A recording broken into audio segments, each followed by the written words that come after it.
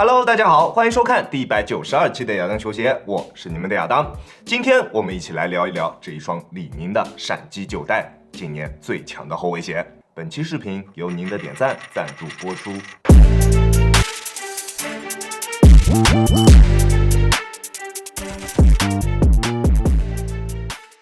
首先还是老样子，我们先来看一下这一双鞋的外观。在外观方面，你觉得这双鞋可以打几分呢？我手上的这一个配色是粉红豹配色，跟去年的闪击8相比较的话，是明显要内敛了不少。整个鞋身上是以豹纹为主，配以少许的粉色作为点缀，并且为了与豹子这一个主题更为贴近，它的鞋舌以及后跟的鞋蹄都是有一点毛茸茸的这种材料，触感非常不错。当然，我是没有摸过豹子的啊，如果摸了的话，我可能也就不在这儿了。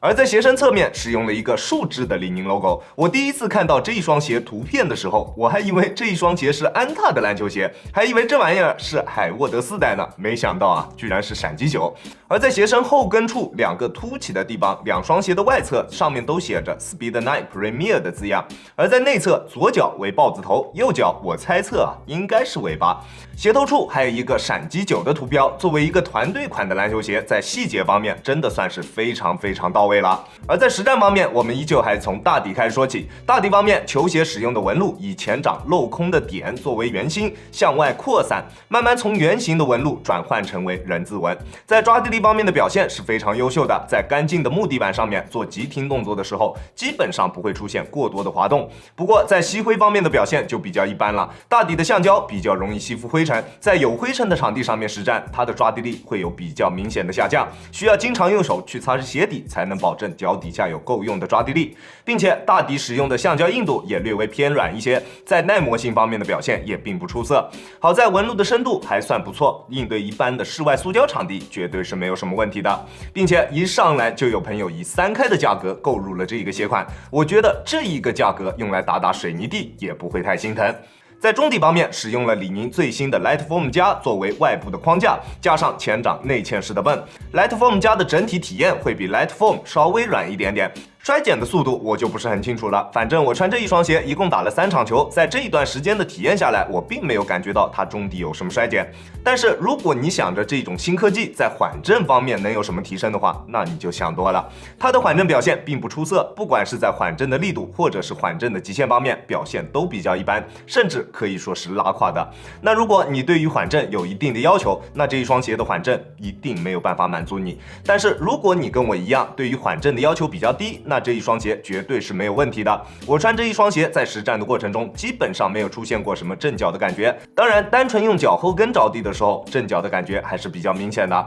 它的缓震水平跟亚瑟士的 Geo Hoop 会比较相似，有一定的脚感，但是缓震就比较一般了。而前掌的泵，我估计它的厚度是非常薄的，在实战的过程中根本就感觉不到它的存在，并且前掌的中底厚度也是比较低的，在场地感方面的表现非常不错。而且它的前掌重心是有着比较明显的内侧比外侧低的一个情况在的，在发力点位置处的中底厚度明显是这整一双鞋身上最薄的一个地方，在发力突破的时候，脚底下的感觉非常直接，跟直接踩在地上的感觉区别都不大了。那如果你是追求极致场地感和反应性的朋友，那这一双鞋你一定会喜欢。而它前掌的泵更多的是提供给你一定的脚感，让你在正常的实战过程中不会因为中底的厚度太薄太硬而导致双脚的不适，并且在中底内部还加入了一块铲形的 TPU， 它可以提供给你一定突破时的力反馈，但是并不是特别的明显，更多的还是让这一双鞋的整体滚动感表现更为出色。在跑动的过程中，中底的过渡非常的自然，非常舒适。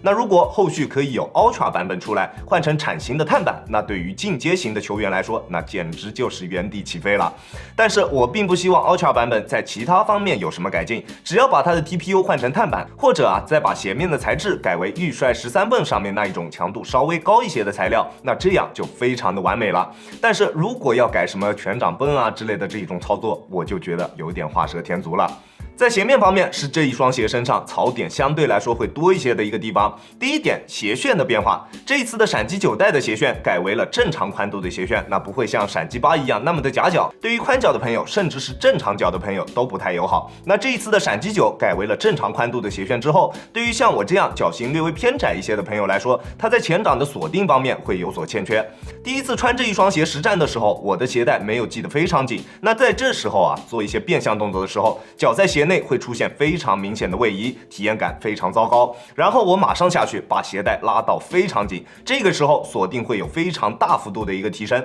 但是在一些比较极限的情况下，还是会出现这种双脚在鞋内滑动的情况。而且在鞋带拉得非常紧的同时，你也能明显感觉到鞋带会有一点点的勒脚。虽然对于实战的影响并不大，但是在舒适性方面的体验并不是特别好。所以这一双鞋我还是更加推荐正常脚型或者是脚型略宽略窄的朋友去进行选择。那如果你的脚很瘦，那这一双鞋无法提供给你非常优秀的前掌锁定。那如果你的脚比较肥，那穿这一双鞋可能实战的话还是会有点困难。不过在我这一段时间的穿着体验当中，除了脚在鞋内会有那么一点点的位移之外，没有出现过任何掉跟或者是顶脚趾的情况，这一点大家可以放心。而在鞋面的强度方面，绝对是没有任何问题的。热压的网纱材质几乎没有任何的延展性，并且在侧面的受力点位置也做出了非常明显的 TPU 加固，在做侧向蹬地或者是变向动作的时候，鞋面都可以非常好的兜住你的双脚。中底内置的铲型 TPU 也让球鞋整体的刚性得到了保证，并且 TPU 的软硬适中，对于普通的篮球爱好者来说也是比较友好的，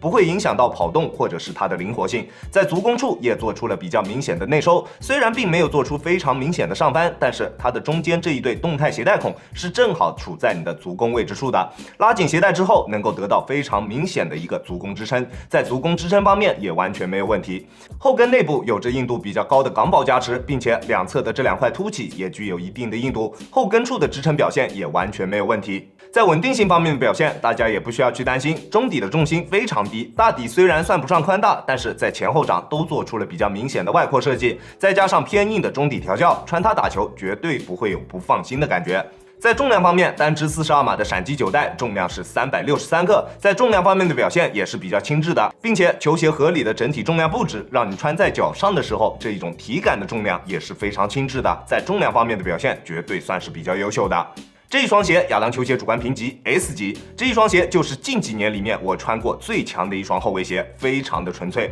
并且价格也非常美丽，4开的价格能够体验到顶级的篮球鞋，我觉得这种篮球鞋才能称得上是口粮鞋。就像去年的 CJ1代4开的价格，顶级的实战表现，我自己也购买了很多双的 CJ1，价格合适、实战不错的篮球鞋的确有很多，但是价格合适、实战性能又非常出众的篮球鞋，那真的非常的少。这一类的鞋款才应该被称为口粮鞋。这一双闪击9代就是一双非常纯粹的后卫鞋，跟 Geohoop 或者是库里的篮球鞋非常的相似，但是它的价格只有它们的一半，甚至是1/3，而它比 Geohoop 有着更好的脚感，比库里有着更好的耐磨。我觉得它就是我今年甚至是我近几年里面穿过最好的一双后卫鞋。那如果你需要的就是一双反应性出色、场地感优秀，在其他各方面表现都非常不错的一双篮球鞋，那这一双鞋就是你想要的那一个鞋款，你直接购买它就完事了。但是如果你更加注重的是缓震，那可能这一类比较纯粹的后卫鞋都不会是你想要的。